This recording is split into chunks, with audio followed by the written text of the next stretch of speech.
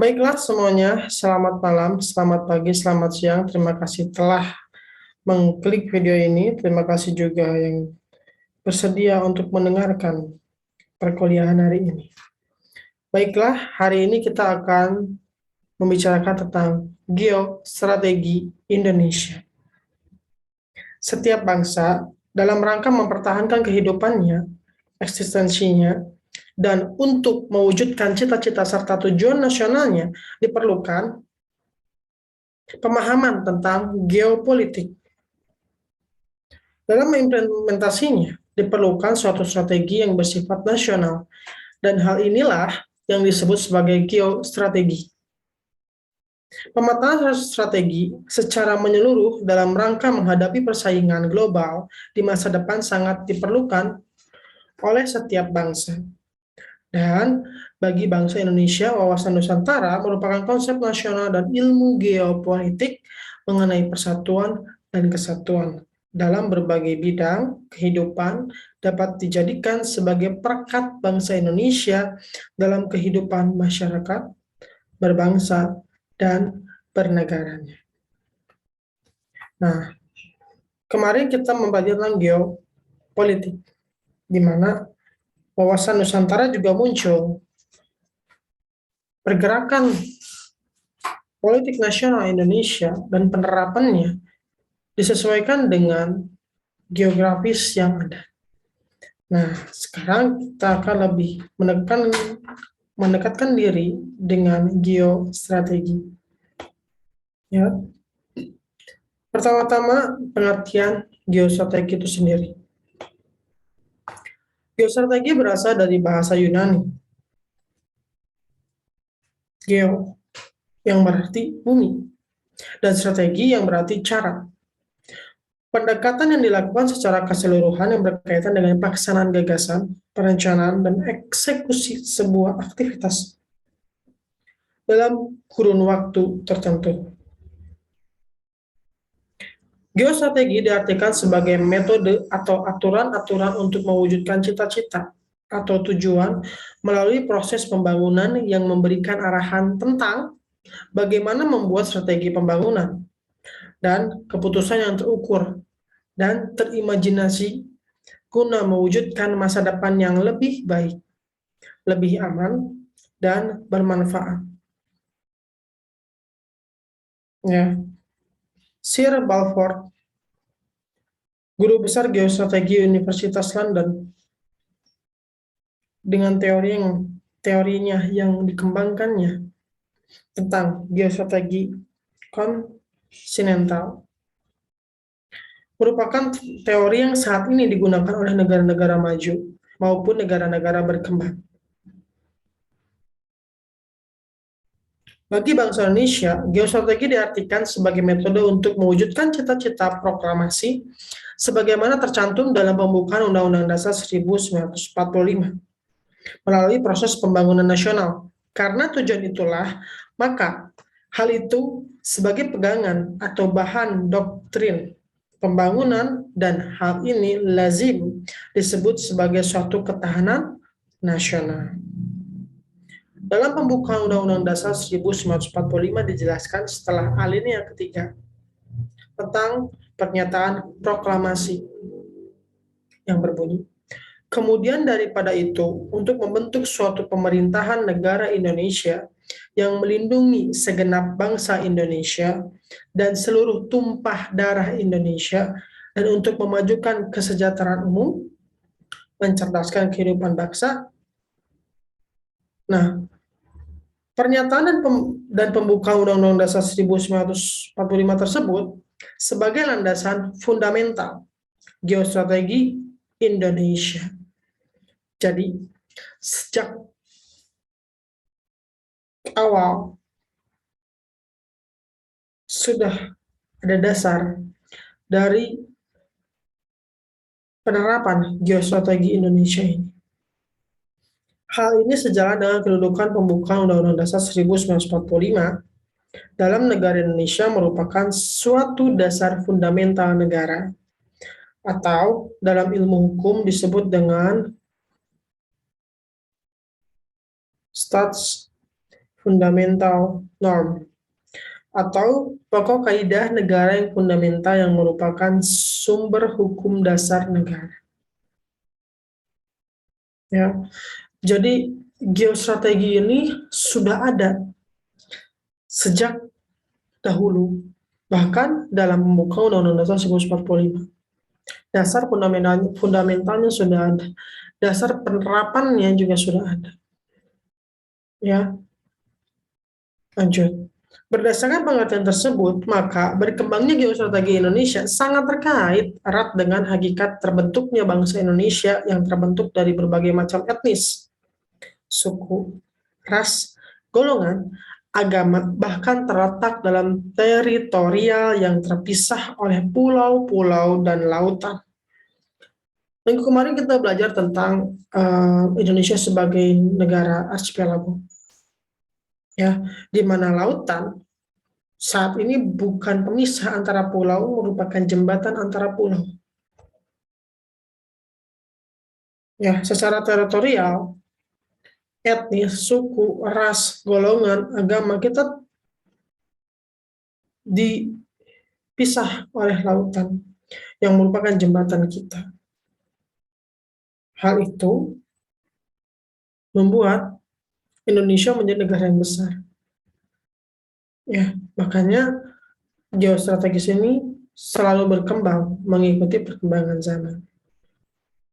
Jadi, teritorial yang terpisah oleh pulau-pulau dan lautan merupakan salah satu hakikat terbentuknya bangsa Indonesia sebagai negara kepulauan. Oke. Selain hal itu terwujud karena adanya proses sejarah, nasib serta tujuan yang mencapai martabat kehidupan yang lebih baik. Sejarah kita terus-terusan berkembang. Ya, jadi ingat, selalu ingat pada sejarah. Ya, lanjut. Berhubungan dengan geostrategis, kita akan membicarakan tentang ketahanan nasional. Ya, terdapat banyak model tentang ketahanan nasional itu sendiri. Model atau teori yang berkaitan dengan geostrategi dapat dibagi dengan beberapa hal berikut. 1. Ada model Morgenthau. Ya, model ini bersifat kualitatif dengan jumlah gatra yang banyak. Morgenthau mengadakan observasi atas tata kelola kehidupan nasional secara makro, dilihat dari luar, sehingga ketahanan nasional ditampilkan dengan gatra, yaitu kemampuan geografi, kemampuan sumber daya alam, kemampuan industri, kemampuan militer, kemampuan demografi, karakter nasional, moral, dan kualitas diplomasi. Ya. Dalam analisis Morgenthau ini menekankan kekuatan nasional dibina oleh konteks hubungan dengan negara lain. Ya, jadi Morgenthau itu menekankan bahwa kekuatan nasional atau ketahanan nasional sebuah negara dibina dalam konteks hubungan dengan negara lain.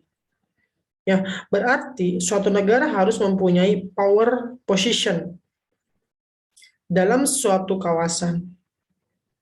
Sebagai konsekuensinya, maka adanya kecenderungan memperoleh power position akan mengundang munculnya strategi ke arah balance of power. Morgenthau membagi gatra tersebut menjadi unsur gatra stabil atau tangible, meliputi geografi dan sumber daya alam, sedangkan unsur yang dapat berubah intangible, meliputi industri, militer, demografi, karakter nasional, moral nasional, dan kualitas diplomasi. Ya. Menurut Morgenthau itu, geografi dan sumber daya alam itu tidak bisa berubah. Ya, tidak bisa berubah dan tidak bisa seenaknya dirubah-rubah. Ya, terutama sumber daya alam. Sumber daya alam itu terbatas. Ya, sedangkan ada unsur yang bisa dirubah menurut Morgenthau. Itu industri, yang mengikuti perkembangan zaman bersama militer dan demografi, serta karakter nasional. Karakter nasional itu bukan inti dari karakternya, tapi karakter itu harus bisa terus hidup sesuai dengan kebutuhan zaman itu. Ya, nyawa dari karakter tetap ada, tapi karakter nasional itu akan terus berkembang, begitu untuk tertentu. Kemudian moral nasionalnya juga pasti berkembang, dan kualitas diplomasi juga pasti berkembang karena mengikuti perkembangan dunia. Jadi setiap kualitas diplomasi kita, negara itu pasti akan terus berkembang. Oke. Model kedua adalah model Klein. Ya, Klein melihat kemampuan suatu negara dari luar, sehingga yang terlihat adalah wajah kekuatan suatu negara yang dilihat dan dipersepsikan oleh negara lain. Model Klein ini menjelaskan jika hubungan antara suatu negara pada hakikatnya amat dipengaruhi oleh persepsi suatu negara terhadap negara lainnya. Sehingga ketahanan nasional ditampilkan dengan kata A. Critical mass, yaitu strategi antara potensi demografi dan geografi. B. Kemauan ekonomi. C. Kemampuan militer. D. Strategi nasional. Dan E. Kemauan nasional atau tekad rakyat untuk mewujudkan strategi nasionalnya. Ya. Jadi menurut Klein seperti itu. Kemudian Klein juga menjelaskan, dalam model Klein ini, unsur tangible adalah critical mass dan militer. Sedangkan unsur intangible ada strategi nasional dan kemauan nasional. Dijelaskan oleh Klein bahwa suatu negara akan muncul sebagai kekuatan besar apabila memiliki potensi geografi besar, atau secara fisik negara tersebut besar dan memiliki sumber daya manusia yang besar pula. Baginya, negara kecil walaupun maju tetapi tidak akan dapat memproyeksikan diri sebagai negara besar. Sebaliknya, suatu negara dengan wilayah besar atau luas dengan teknologi maju tetapi penduduknya kecil juga tidak akan menjadi negara besar. Jadi menurut Klein, semuanya harus balance, harus seimbang antara kekuatan negara, demografi, militer, dan sumber daya alam di sebuah negara, termasuk sumber daya manusianya. Semuanya seimbang untuk mendukung kemajuan sebuah negara.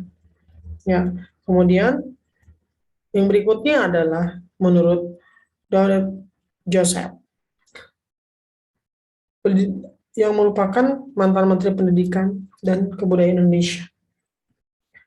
Ketahanan nasional adalah kekuatan, kemampuan, daya tahan, dan keuletan yang menjadi tujuan suatu bangsa untuk menghadapi tantangan, ancaman, hambatan, dan gangguan yang datang dari luar ataupun dari dalam, yang datang secara langsung maupun tidak langsung dan membahayakan kelangsungan hidup bangsa dan negara.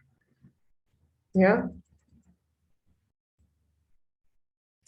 Model keempat adalah model Lemhanas. Model ini berevolusi sejak tahun 1968 hingga mencapai bentuk analitisnya terakhir pada tahun 1982. Ya, model tenas dengan konsep Asta Gatra 8 aspek, yaitu, jadi Gatra itu aspek ya. Oke, yaitu A. Kondisi geografi, B. Kondisi demografi, C. Kondisi kekayaan alam atau sumber daya alam, D. Kondisi pemahaman ideologi, E. Kondisi sistem politik, F. Kondisi sistem ekonomi, G. Kondisi sistem sosial budaya, H. Kondisi pertahanan keamanan. Kemudian, pembagian Gatra menurut Lemhanas dibagi dalam dua kelompok, yaitu pertama, kelompok tangible yang disebut dengan Trigatra, geografi, demografi, dan sumber daya alam. Kelompok kedua adalah intangible, yang disebut dengan pasca Gatra, yaitu ideologi, politik, ekonomi, sosial budaya, dan pertahanan keamanan. Pengelompokan ini berdasarkan sifat dari aspek-aspek tersebut.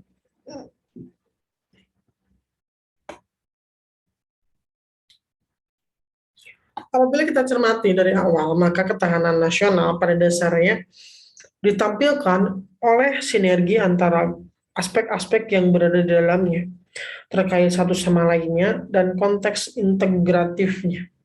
Jadi semua aspek dalam sebuah negara itu, sumber daya, kekuatan militer, ekonomi, politik, dan semuanya harus seimbang, harus saling mendukung, terutama dari geografi dan demografinya.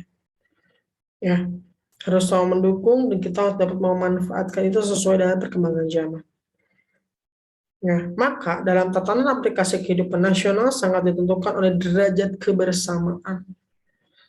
Artinya, kondisi ketahanan nasional sangat ditentukan oleh kondisi kebersamaan yang ada.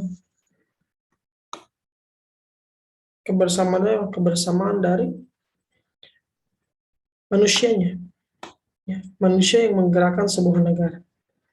Meskipun sistem itu bagus, tanpa manusia yang bagus pula, negara itu tidak akan jadi apa-apa. Ya, jadi ketahanan sebuah negara itu tergantung pada manusianya. Bagaimana manusianya bisa membuat negara itu menjadi lebih baik. Ya, sekarang kita akan berdiskusi tentang ketahanan nasional sebagai geostrategi Indonesia. Oke. Terdapat 3 perspektif atau sudut pandang terhadap konsepsi ketahanan nasional. Ketiga perspektif tersebut yaitu 1. Ketahanan nasional sebagai kondisi. Ya. Perspektif ini melihat ketahanan nasional sebagai suatu gambaran atas keadaan yang seharusnya dipenuhi. Keadaan atau kondisi ideal demikian memungkinkan suatu negara memiliki kemampuan mengembangkan kekuatan nasional sehingga mampu menghadapi segala macam ancaman dan gangguan bagi kelangsungan hidup bangsa yang bersangkutan. Kedua, ketahanan nasional sebagai suatu pendekatan, metode atau cara dalam menjalankan suatu kegiatan khususnya, pembangunan negara. Sebagai sebuah pendekatan, ketahanan nasional menggambarkan pendekatan integral. Integral dalam arti pendekatan yang mencerminkan antara segala aspek atau isi, baik pada saat membangun maupun pemecahan masalah kehidupan.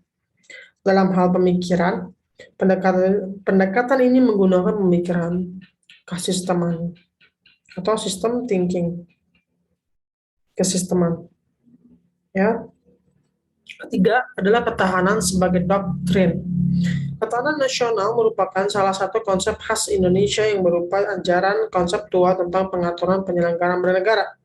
Sebagai doktrin dasar nasional, konsep ketahanan nasional dimasukkan dalam GBHN agar setiap orang, masyarakat, dan penyelenggara negara menerima dan menjalankannya. Oke.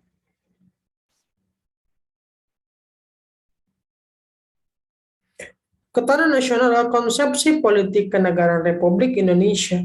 Ketahanan nasional merupakan landasan konseptual bagi pembangunan nasional Indonesia. Sebagai konsepsi politik, ketahanan nasional terdapat dalam garis-garis besar haluan negara atau kita kenal dengan GBHN, seperti halnya dengan wawasan Nusantara. Ya, terkait dengan konsepsi ketahanan nasional dalam ilmu politik dikenal konsep kekuatan nasional, national power.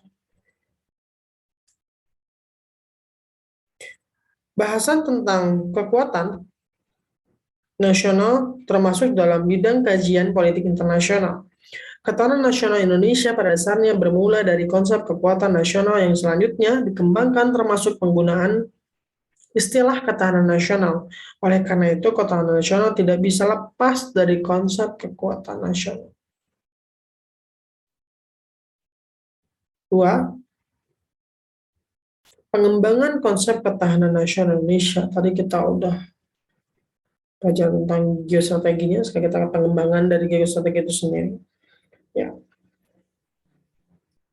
Perkembangan itu kita mulai dari sejarah lahirnya ketahanan nasional. Ya, konsepsi ketahanan nasional memiliki latar belakang sejarah kelahiran di Indonesia. Gagasan tentang ketahanan nasional bermula pada awal tahun 1960 pada kalangan militer Angkatan Darat di SSKAD. Ya, SSKAD yang sekarang bernama Seskoad. Pada masa itu sedang meluasnya pengaruh komunis yang berasal dari Uni Soviet dan Cina. Pengaruh komunisme menjalar sampai kawasan Indochina, sehingga satu persatu kawasan Indochina menjadi negara komunis seperti Laos, Vietnam, dan Kamboja. Bahkan, infiltrasi komunis mulai masuk ke Thailand, Malaysia, Singapura, dan Indonesia. Ya. Concern atas fenomena tersebut pada pemikiran militer di SSKAD mengadakan pengamatan atas kejadian tersebut, bahwa tidak ada perlawanan yang gigih dan ulet di Indochina dalam menghadapi ekspansi komunis. Jika dibandingkan dengan Indonesia, kekuatan apa yang dimiliki bangsa Indonesia sehingga mampu menghadapi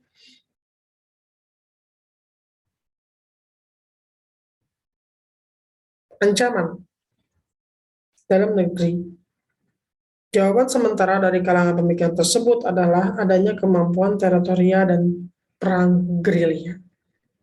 Ya, kemudian berlanjut pada tahun 1996 yang lahirnya ketahanan nasional yang menjadi pertanda dari ditinggalkannya konsep kekuatan. Meskipun dalam ketahanan nasional sendiri terdapat konsep kekuatan. Konsep ketahanan nasional waktu itu dirumuskan sebagai keuletan. Ya, pada tahun 1969. Ya, daya tahan suatu bangsa yang mengandung kemampuan mengembangkan kekuatan nasional yang ditujukan untuk menghadapi segala ancaman dan kekuatan yang membahayakan kelangsungan hidup negara.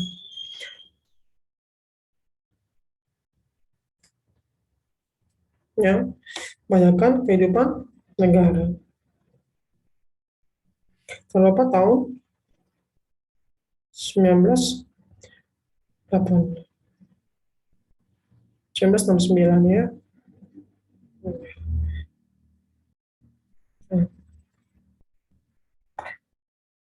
Kesadaran akan spektrum ini diperluas pada tahun 1972 menjadi ancaman, tantangan, hambatan, dan gangguan (ATHG).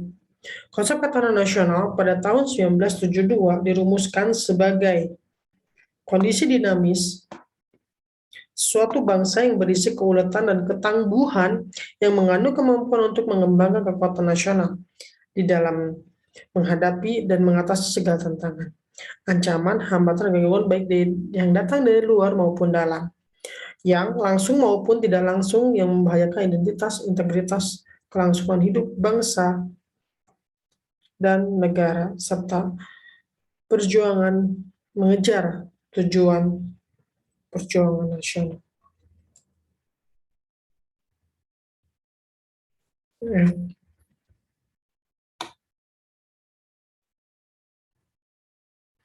Dari sejarah tersebut dapat disimpulkan bahwa konsepsi ketahanan nasional Indonesia berawal dari konsep kekuatan nasional yang dikembangkan oleh kalangan militer. Pemikiran konsep pertahanan nasional ini mulai menjadi doktrin dasar nasional setelah dimasukkan ke dalam garis besar haluan negara. Ya, konsepsi ketahanan nasional untuk pertama kali dimasukkan dalam GBHN tahun 1973, yaitu ketetapan MPR nomor 4 MPR garis miring 1973. Rumusan ketahanan nasional dalam GBHN 1973 adalah sama dengan rumusan ketahanan nasional tahun 1972 dari Lemhanas. Konsep ketahanan nasional berikut perumusan yang demikian berlanjut pada GBHN 1978, 1983, dan 1988.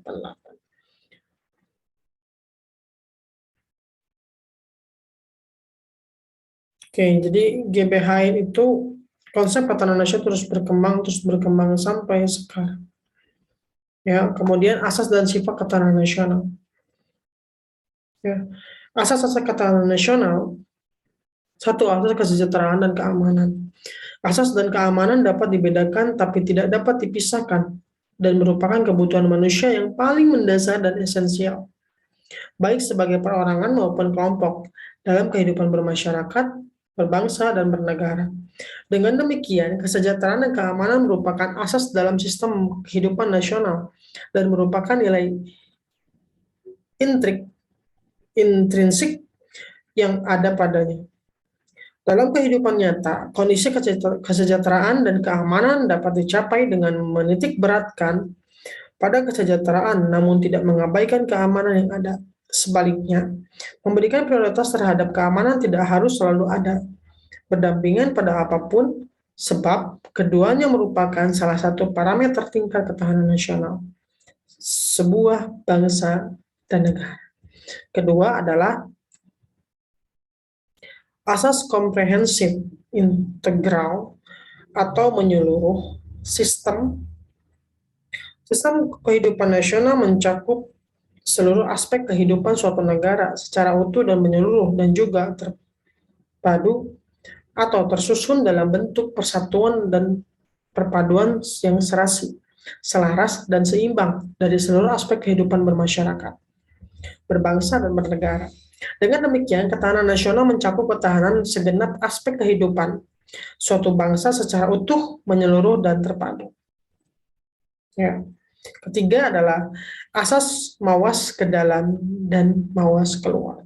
Mawas ke dalam bertujuan untuk menumbuhkan hakikat, sifat-sifat, dan kondisi kehidupan nasional itu sendiri berdasarkan suatu nilai-nilai kemandirian yang profesional untuk meningkatkan kualitas derajat kemandirian bangsa yang ulet dan tangguh. Hal ini tidak berarti bahwa ketahanan nasional mengandung sikap isolasi atau tertutup atau nasionalisme sempit.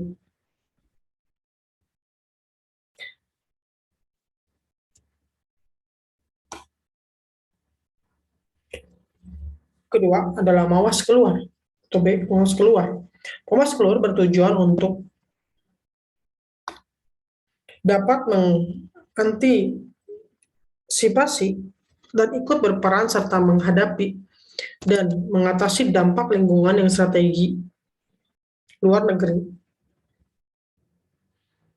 dan dapat menerima kenyataan adanya saling interaksi dan ketergantungan dengan dunia globalisasi dunia internasional. Untuk menjamin kepentingan nasional, kehidupan nasional harus mampu mengembangkan kekuatan nasional agar memberikan dampak keluar atau bentuk daya tangkal dan daya tawar. Namun demikian, interaksi dengan pihak lain diutamakan dalam bentuk kerjasama yang saling menguntungkan bagi berbagai pihak.